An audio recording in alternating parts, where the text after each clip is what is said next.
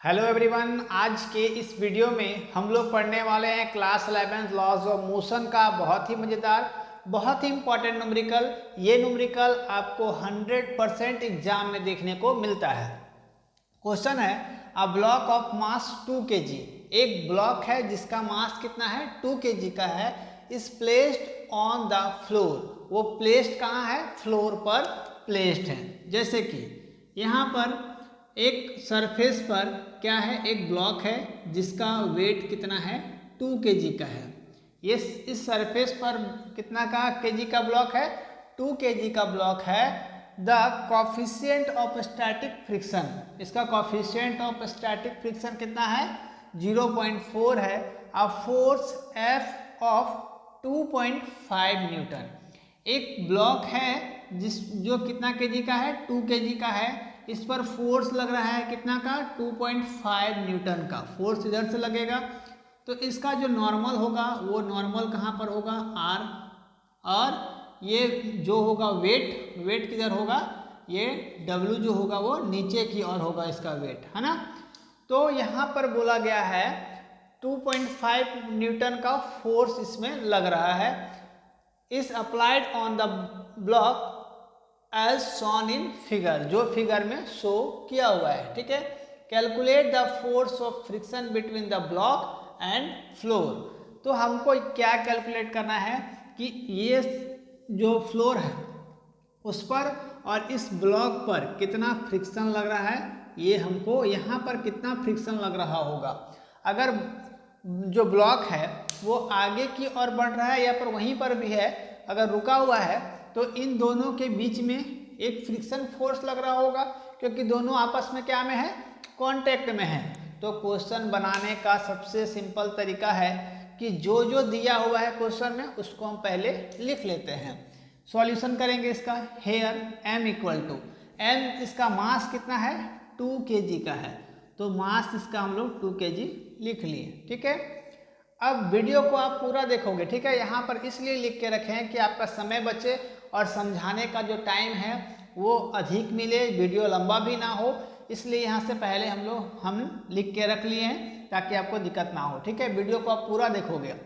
अब यहाँ पर बोला गया है कि the coefficient of static friction, coefficient of static friction जिसको हम लोग म्यू एस से, कॉफिशिएंट ऑफ स्टैटिक, एस से क्या होगा, स्टैटिक फ्रिक्शन कितना दिया हुआ है, 0.4 दिया हुआ है। ठीक है, अब यहाँ पर एक चीज और दिया हुआ है कि फोर्स क्या है, तो फोर्स 2.5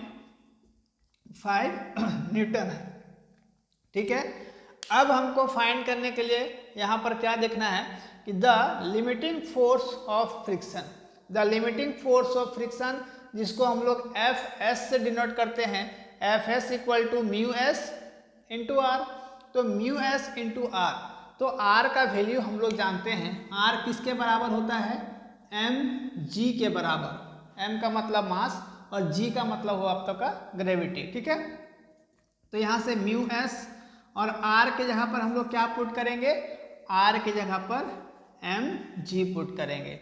तो आपको यहाँ पर लिख लेना है ताकि जब भी आप एग्जाम में कभी रिवीजन करो, एग्जाम में जाओ तो आपको फुल मार्क्स मिले, कहीं दिक्कत आपको ना हो। R equal to M G, ये थ्योरी क्लासेस में हम लोगों ने पढ़ा हुआ है कि आर किसके बराबर होता है, तो एम जी के बराबर होता है।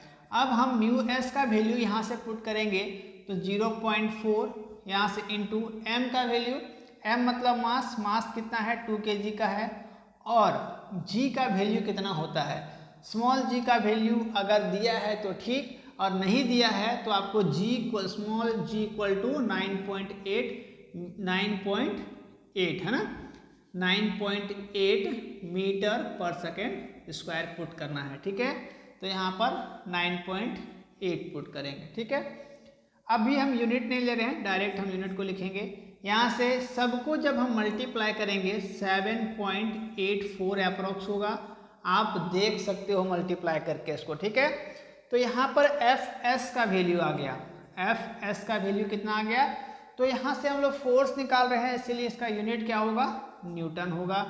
तो इसको हम लोग क्या करेंगे कि घेर लिए। ठीक है, अब आपको क्या समझ में आ रहा है कि जो मेरा फोर्स है, जो हम फोर्स लगा रहे हैं वो कितना का है 2.4 इक्वल टू 2.5 न्यूटन का फोर्स हम लोग लगा रहे हैं। और इन दोनों के बीच में कितना फोर्स लग रहा है, तो एफ एस इक्वल टू 7.84 है ना न्यूटन का। तो बताइए क्या ब्लॉक आपका हिलेगा, वहाँ से मूव करेगा? ब्लॉक मूव नहीं करेगा। क्यों नहीं करेगा? क्योंकि यहाँ पर लिखोगे आप as F less than F S, है ना। क्योंकि जो फोर्स हम लोग लगा रहे हैं, मान लेते हैं कि यहाँ पर बॉक्स है, इसका वेट है 10 kg का, और 10 kg का वेट है और हम यहाँ से कम फोर्स इसमें लगा रहे हैं, तो क्या ये ब्लॉक जो है, ये बॉडी जो है यहाँ से मूव करेगा? नहीं मूव करेगा। क्यों नहीं मूव करेगा? क्योंकि यहाँ पर जो फ्रिक्शन लग रहा है वो कितना है आपका 7.84 न्यूटन, और जो हम लोग फोर्स लगा रहे हैं वो है 2.5। मतलब ये कम है, ये ज़्यादा है। तो क्या इस केस में बॉडी आपका मूव कर सकता है? बॉडी मूव नहीं करेगा। तो इसीलिए लिखेंगे as F less than F S, मतलब एफ एस बड़ा है और एफ क्या है? छोटा है। जब खुला हुआ होता है साइंस तरह से तो क्या होगा कि ये बड़ा होगा, ये छोटा होगा। जो हम फोर्स लगा रहे हैं वो छोटा है, इसलिए बॉडी जो ब्लॉक होगा वहाँ से मूव नहीं करेगा, अपने स्थान पर रहेगा। तब इसको हम बढ़ाने के लिए, आगे मूव कराने के लिए क्या करेंगे कि हम इसमें ज़्यादा पावर से, जो ये 7.84 है, इससे ज़्यादा हमको उसमें फोर्स लगाना होगा, तभी हम उस ब्लॉक को, उस बॉडी को वहाँ से मूव करा सकते हैं। ठीक है। Therefore block does not move, block जो है मूव नहीं करेगा further as static friction is itself acting. इसमें क्या करेगा? स्टैटिक फ्रिक्शन जो है खुद से वहाँ क्या करने लगेगा? काम करने लगेगा, जिससे बॉडी या ब्लॉक जो है वो मूव नहीं करेगा। It must be equal to 2.5 newton only. जो हम लोग फोर्स लगा रहे हैं वो कितना है? 2.5 न्यूटन है, जिससे मेरा बॉडी या ब्लॉक जो है वो मूव नहीं करेगा। ठीक है। आपको फाइंड करना था सिर्फ इतना, एफ एस इक्वल टू 7.84। तो इससे हमको यहाँ पर ये जो लाइन लिखा हुआ है ये बहुत ही इम्पॉर्टेंट है, क्योंकि जो हम फोर्स लगा रहे हैं वो कम है और जो ब्लॉक का उसमें दोनों के बीच में फ्रिक्शन लग रहा है वो ज़्यादा है, जिससे मेरा ब्लॉक नहीं मूव कर पाएगा। तो यहाँ तक आप लिखोगे तो आपको फुल मार्क्स मिलेगा, आपको कहीं भी दिक्कत नहीं होगा। इस प्रोसेस से बनाओगे तो आपको फुल में फुल मार्क्स मिलेगा, ये मेरी गारंटी है। ठीक है। बहुत बच्चों का कमेंट आता है कि क्या हम इस क्वेश्चन को या फिर और भी जितना क्वेश्चन होता है उसको हम अलग मेथड से बना सकते हैं क्या? बिल्कुल आप बना सकते हैं, क्योंकि पढ़ाई का कोई ये लिमिट नहीं है ना। आप किसी भी प्रोसेस से बनाओ, लेकिन जो आंसर है वो सेम आना चाहिए, उसका मतलब है, उसका मीनिंग जो है वो सेम होना चाहिए। एक मैथ का क्लास का वीडियो था जिसमें बच्चे का कमेंट आया था कि क्या इस मेथड से हम बना सकते हैं? बिल्कुल आप बना सकते हैं। मैथ को हजारों मेथड से बनाया जा सकता है, आप उसमें कोई भी फॉर्मूला पुट करो, लेकिन आपका जो आंसर है वो सेम आएगा। सबका पढ़ाने का तरीका अलग अलग हो सकता है, लेकिन सबका मतलब जो होता है वो एक ही होता है ना। तो आई होप आपको ये समझ में आया होगा। इस तरह का कंटेंट, इस तरह का वीडियोस मेरे चैनल पर बहुत सारे अपलोड हैं और रेगुलर होते रहते हैं, इसलिए चैनल को सब्सक्राइब कर लेना है और शेयर करना है, ताकि मेरे जो अपडेट्स हैं वो सब तक पहुँचे और आप सब इस वीडियो से, इस चैनल से लाभ उठा पाओ, सीख पाओ। मिलते हैं अगले वीडियो में, तब तक के लिए थैंक यू, टेक केयर, जय हिंद।